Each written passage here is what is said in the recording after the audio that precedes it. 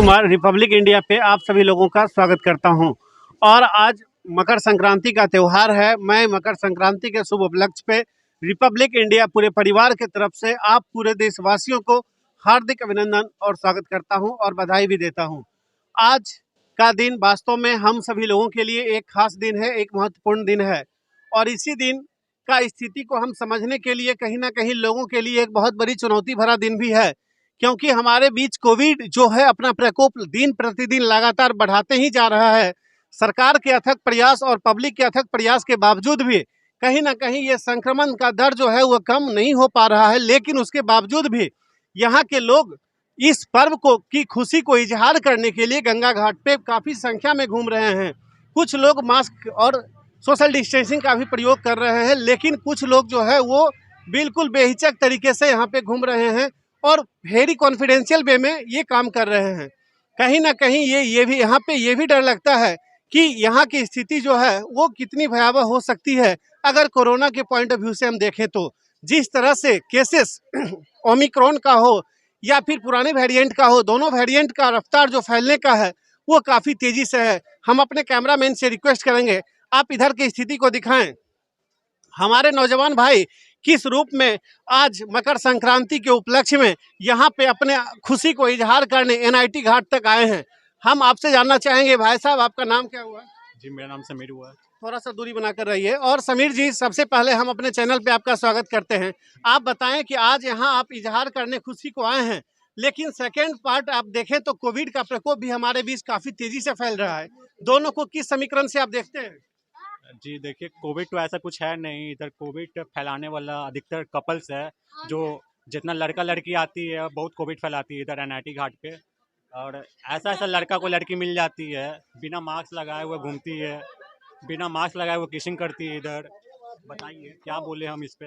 आप देखें कहीं ना कहीं इनका मानना है कि बिना मास्क के यहाँ पे कपल्स काफ़ी ज़्यादा कोविड को प्रभावित कर रहा है। कोविड ही नहीं, कोविड के साथ साथ कल्चर और सोसाइटी को भी प्रभावित कर रहा है हर तरीके से। लेकिन हम आपसे भी जानना चाहेंगे कि आप बताएं, आप भी मास्क नहीं लगा कर आए हैं, आप क्या कहना चाहेंगे? जी, हम तो बोलने के लिए मास्क हटा दिए अभी। अच्छा अच्छा, बोलने के दौरान। लेकिन आप देख सकते हैं इधर काफ़ी ऐसे लोग हैं। सर, आप भी मास्क नहीं लगाए हुए, आपका क्या मानना है? देखिए, आज भी कहीं ना कहीं कुछ लोग लापरवाही की स्थिति में दिख रहे हैं और कहीं ना कहीं क्यों नहीं लगाती है। देखिए, बच्ची हमारे पीछे ये कहना चाह रही है कि लड़की लिपस्टिक लगाएगी तो फिर मास्क लगाएगी तो लड़की को पता कैसे? तो देखिए कहीं ना कहीं ये लड़की के भावना को व्यक्त की और इनका कहना है कि लड़की लड़का को लुटेगी कैसे? अच्छा अच्छा। तो देखिए कहीं ना कहीं इनके भाव में हम लोग बिल्कुल इनके समर्थन में हैं। और आप बताएंगे सर कि आप अपने खुशी को किस रूप में यहाँ इजहार कर रहे हैं इतने बड़े कोरोना काल के दौरान? जी, हम लोग आए यहाँ पर देखने काफी कपल्स को और देखते हुए भाई उसी को इजहार कर रहे हैं। मास्क उतार लिया। अच्छा अच्छा, लेकिन मैं सभी लोगों से लेकिन सब कंजूस है, एक कोई 10 रुपए का पेंसिल नहीं खरीदता है। ओह, देखिए ये प्यारी सी बच्ची अपने खुशी को इजहार करने के लिए तुम बाबू गुलाब बेचो, कपल्स पूरा लेगा। तो देखिए कहीं ना कहीं आपके लिए भी प्रस्ताव आया कि आप पेंसिल के साथ साथ गुलाब बेचिए और आपके लिए लोग खरीदेंगे। लेकिन मैं उन लोगों से बात करूंगा। सर, आप बताएंगे, आप मास्क नहीं लगाए हुए, क्या तो देखें कहीं ना कहीं आप यहाँ पे देख सकते हैं लोग किस रूप में यहाँ पे लापरवाही का अंजाम दे रहे हैं। लेकिन हम अपने भाइयों से भी जानना चाहेंगे। सर, आप बताएंगे, आप अपने खुशी का इजहार यहाँ पे किस रूप में कर रहे हैं? अभी हम सिगरेट पी रहे थे इसलिए मास्क हटा दिया है। लेकिन अब हम आग्रह करेंगे सभी लोग से, थोड़ा सा सोशल डिस्टेंसिंग भी आप लोग बना कर रहे हैं, सोशल डिस्टेंसिंग भी बना कर रहे हैं। और कहीं ना कहीं ये चीज़ हमें देखना होगा, ये चीज़ समझना होगा कि हम सभी लोग इस स्थिति को खुशी का इजहार तो पर्व के लिए कर रहे हैं, लेकिन उसके बावजूद भी हम लोग कहीं ना कहीं कोरोना को भूल रहे हैं। और कोरोना को हमें याद रख करके इस पर्व को खुशी का इजहार करना चाहिए, क्योंकि अगर हम लोग इनका कहना है कि ये मोदी सरकार के ही आदमी है, मीडिया वाला सब बिका हुआ है, तो इनका जो है मंतव्य थोड़ा सुन लिया जाए। सर, आप थोड़ा सा बताएंगे, आप इस बात को कैसे व्यक्त कर सकते हैं, क्योंकि भारत में मीडिया को पूरी तरह से आज़ादी दी गई है और सरकार का चौथा स्तंभ है। आप इस बात को कैसे कर रहे हैं, आपका क्या कहना है? कुछ नहीं कीजिए, मीडिया के फेरा में हम रह ही करते हैं तो हम क्या आप करते हैं क्या सर, जरा ये बताएंगे आप? हम ऐसी बेरोजगार के जैसा घूमते रहते हैं इधर तो उधर।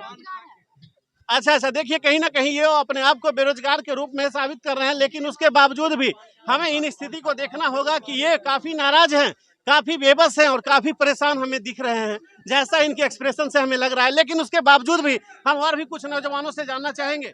आप बताएंगे आप करते क्या हैं? बोलो, पढ़ाई करते हैं, बोलो। आप क्या करते हैं सर? हम सर प्रिपरेशन कर रहे हैं किस चीज का preparation जनरल कर रहे हैं? कंपटीशन का। जनरल कंपटीशन का। सर आप बताएंगे कोविड के दौरान आपको किन किन परेशानियों का सामना करना पड़ रहा है, क्योंकि आप स्टूडेंट हैं सर? मतलब यही है कि सर जितने भी कोचिंग संस्थान है वो बंद हो चुके हैं और ऑनलाइन क्लास तो चलती आ रही है, तो यही है कि अपना सुरक्षित रहें और मास्क लगाएं और बाहर निकलें। तो देखें कहीं ना कहीं कुछ लोग अभी भी इस चीज को स्वीकार कर रहे हैं कि मास्क लगाकर सोशल डिस्टेंसिंग को मानते हुए और कोविड गाइडलाइंस को लेकर सरकार और स्वास्थ्य विभाग की तरफ से जो गाइडलाइंस जारी की गई है उसको पालन करते हुए हम लोग कहीं ना कहीं पर्व का खुशी का इजहार करें। और भी हम कुछ लोगों से जानना चाहेंगे। सर आप बताएंगे आपका क्या प्रोफेशन है? हम छात्र हैं, यहाँ पे रह के जनरल कंपटीशन का तैयारी करते हैं, बीपीएससी का तैयारी करते हैं। अच्छा अच्छा सर आप बताएंगे कि अभी छात्र जीवन में पिछले 2 वर्षों से जो लॉकडाउन की स्थिति और कोविड की स्थिति बन रही है, लोगों का मानना है कि सबसे ज्यादा प्रभावित अगर हुआ है तो वो शिक्षा विभाग हुआ है। उस चीज को लेकर सर आप क्या कहना चाहेंगे? ये बात सही है, जो सबसे ज़्यादा अगर कहीं न कहीं जो प्रभावित हुआ है शिक्षा विभाग हुआ है, और उसमें जितने भी निजी कोचिंग संस्थान हैं वो प्रभावित हुए हैं। और सबसे ज़्यादा जो प्रभावित अगर कोई हुआ है तो स्टूडेंट विद्यार्थी जो है वो सबसे ज़्यादा प्रभावित हुआ है, ठीक है ना।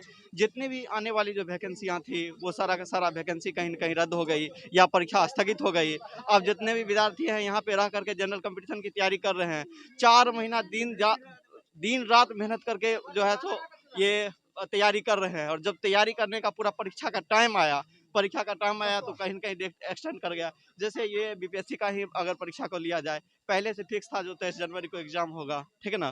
तो जितने भी विद्यार्थी थे वो तैयारी करने लगे। उसके बाद जो बीपीएससी जो सीडीपीओ का एग्जाम लेने वाला था उसका 6 फरवरी जो है संभावित तिथि जो है घोषित कर दिया। हम लोग जो है घर से आकर के यहाँ लगातार तैयारी करना स्टार्ट किए, तैयारी कर रहे हैं और अब पता लग रहा है कि ये भी परीक्षा जो है कहीं न कहीं आगे बढ़ेगी। तो देखिए कहीं ना कहीं विद्यार्थियों के जीवन में बहुत बड़ा प्रभाव आया है कोविड लेकर के, लेकिन बहुत कुछ हम लोगों को सिखाया भी है। कहीं ना कहीं अगर देखा जाए सरकार और शिक्षा विभाग एक तरह से दावे कर रही है कि हम लोग ऑफलाइन की भरपाई ऑनलाइन के माध्यम से कर रहे हैं।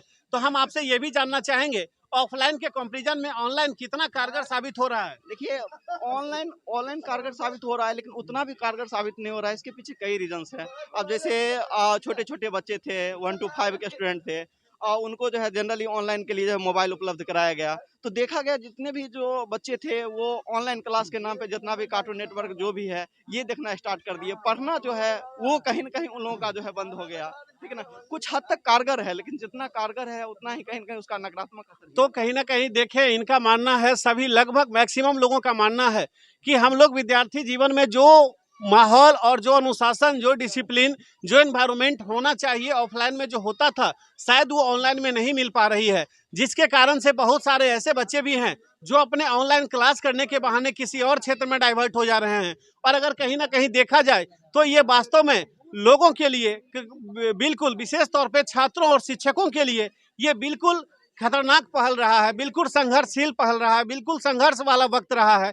और कहीं ना कहीं इन सभी चीज़ों को ध्यान में रखते हुए हम लोगों को ये दिखाई देता है कि कोविड के दौरान, कोविड के कारण हम लोगों का एग्जामिनेशन मीन्स कि छात्रों का एग्जामिनेशन का डेट को एक्सटेंड कर दिया गया है। और उस एक्सटेंड के कारण लोग तैयारियां पूरी कर लिए, लेकिन उसके बावजूद भी अगर डेट बढ़ता है तो कहीं ना कहीं लोगों के मन में हताशा होती है, फ्रस्ट्रेट होते हैं। और उसके बावजूद भी जब तक ये सरकार रहेगा ना नीतीश जी का, तब तक यहाँ का बच्चा जो है ना बेरोजगार रहेगा। कितना भी पढ़ लिख लेगा ना तो कोई फायदा नहीं होने वाला है। यहाँ का जो घर से जो पैसा जो बाप यहाँ आप कुछ कहना चाहेंगे सर? आप कुछ कहना चाहेंगे इस पे? सर आप कुछ कहना चाहेंगे? हम कुछ नहीं बोलेंगे। देखिए मेरा कथन ये है कि आप लोग जब से वो सत्ता में आए हैं नीतीश जी, तब से उनका इतिहास उल्टा के आप देख लीजिए। यहाँ का जो छात्र का जो स्थिति है, या ये भाई साहब कुछ देर पहले बोले ऑनलाइन ऑफलाइन वाला जो सीन है वो सब तो सेकेंडरी मैटर है। वो सब तो मतलब कि अभी जो ऑनलाइन का जो प्रक्रिया स्टार्ट हुआ बच्चे लोग को पढ़ने का, कोई फायदा नहीं है, उससे कोई फायदा नहीं हो रहा है। जितना उसको प्रॉफिट होना चाहिए उससे कहीं 90% वो बच्चे लोग लॉस में जा रहा है। लेकिन एक तरफ तो सरकार दावे कर रही है कि हम बहुत सारी सरकारी नौकरियां लोगों को दिए हैं, बच्चे को दिए हैं। लिस्ट उल्टा के देख लो ना कितना गवर्नमेंट जॉब मिला है। यहाँ का जो घर से मतलब बच्चे को कब से सरकारी नौकरी मिलने लगा है भाई? नहीं मतलब हम लोग बच्चे हैं। यहाँ यहाँ देखिए सर, कहने का अर्थ ये है कि आप जब से ये सत्ता में आए हैं, ठीक है, ये कुर्सी का एक होता है ना, वो बस कुर्सी अपना बचा के रखना चाहता है। यहाँ का जितना भी छात्र छात्रा है, ठीक है, घर से गार्जियन लोग यहाँ से 1-1 रुपया कलेक्शन करके देते हैं पढ़ने के लिए। यहाँ मतलब पूर्ण रूप से वो तैयारी कर लेते हैं, लेकिन उसको ऐसा लगता है कि जब वो एग्जाम देने जाते हैं पेपर लीक हो जाता है, बहुत सारा ऐसा समस्या क्रिएशन हो जाता है। तो यही हमको लग रहा है कि जब तक इसका सरकार रहेगा तब तक यहाँ का जो मतलब कि छात्र छात्राएं का जो स्थिति है मतलब कि बदतर ही रहेगी, सुधरने वाला नहीं है। कितना भी वो बेरोजगारी टाइप का। हाँ, बेरोजगारी ठीक है, का जो चलिए स्थिति रहेगा। भैया बोले ठीक है, हम मान रहे हैं कि बेरोजगारी है, ठीक है, बेरोजगारी है। तो फिर भैया मैं आपसे पूछना चाहूँगा, ठीक है, कि किस कारण से आप बोले कि आप दर्शा सकते हैं कि आप बेरोजगार हैं? एक शब्द के लिए। देखिए, बिल्कुल मैं बेरोजगार तो हूँ ही। मैं भी 2014 में पटना आया था स्टडी के लिए, और हाँ जी, मैं 2014 में आया था पटना पढ़ने के लिए। मैं भी प्रिपरेशन किया, कितना सारा एग्जाम मैंने दिया, बट मतलब कि एग्जाम तो दे दिया, लेकिन यहाँ का जो स्थिति देखें, मतलब कि पेपर मतलब ऐसा होता है कि बहुत सारा यहाँ सेटिंग वुटिंग होता है, मतलब कि पेपर में बच्चे लोग करवाते हैं। यहाँ पर जो भी सेटर है वो भी तो गवर्नमेंट का आदमी है ना, जो भी सेटिंग करता है वो कैसे हो गया, मतलब नॉर्मल आदमी कैसे हो गया?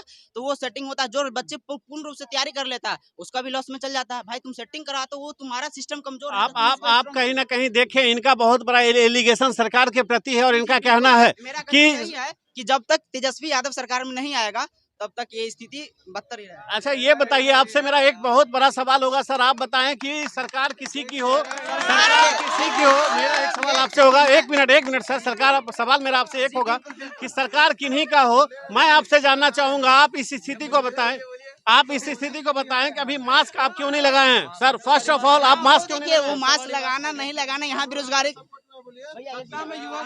देखिए, यहाँ गवर्नमेंट जो काम कर रही है, जो अपना जो भी नियम कानून बना रही है, उनका तो पालन कर नहीं रहे हैं, क्योंकि 20 रुपए का मास्क नहीं लगाए हुए हैं। और अभी जो चुनाव चल रहा है उस वहाँ भी तो फैल रहा है। आप इतना थिंकिंग कर सकते हैं, हमारे जो देश का प्राइम मिनिस्टर है, ठीक है, हमारे देश का प्राइम मिनिस्टर कौन है वो तो अभी जानते हैं बेहतर, कौन है?